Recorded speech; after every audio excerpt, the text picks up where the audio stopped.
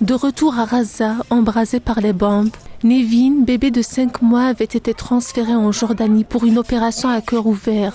Un séjour médical censé la sauver, mais à peine soignée, elle a été renvoyée dans une enclave ravagée par le génocide, dans une tente brûlante de chaleur au cœur de Gaza.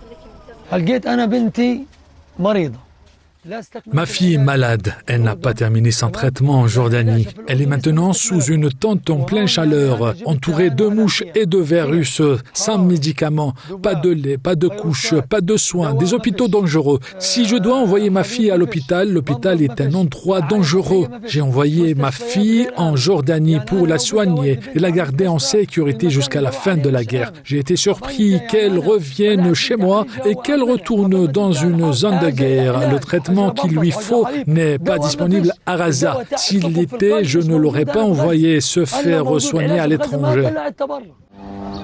Soignés en exil, renvoyés dans le chaos, à Gaza, les enfants ne sont plus évacués pour guérir, mais pour revenir mourir. Et la communauté internationale regarde, impuissante, peut-être indifférente.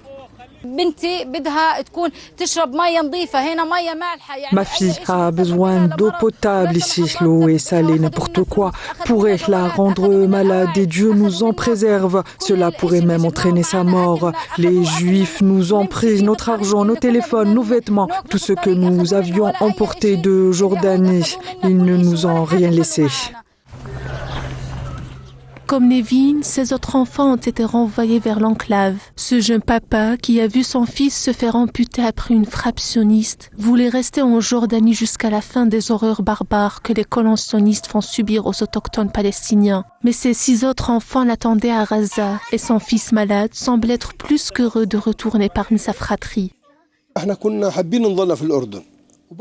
Nous voulions rester en Jordanie, mais n'oublions pas que notre famille est toujours à Gaza. Pas moi, c'était un sentiment à la fois agréable et désagréable. Je voulais rester en Jordanie jusqu'à la fin de la guerre, mais en même temps, ma famille me manquait.